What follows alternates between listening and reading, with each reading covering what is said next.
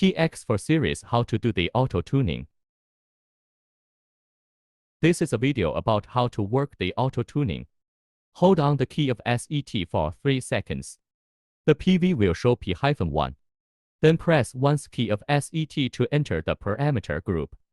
Press the key of SET until PV show a T.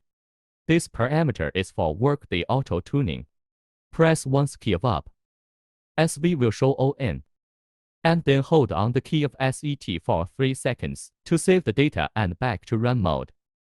Now the auto-tuning is working. The T indicator is flashing. After auto-tuning ends, the T indicator stops flashing and will work in new P, I, D, A, R parameters value.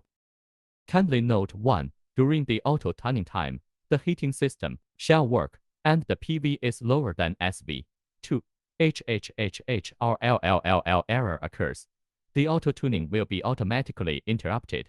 3. When the auto-tuning interrupt, the parameters of PIDAR will not be modified.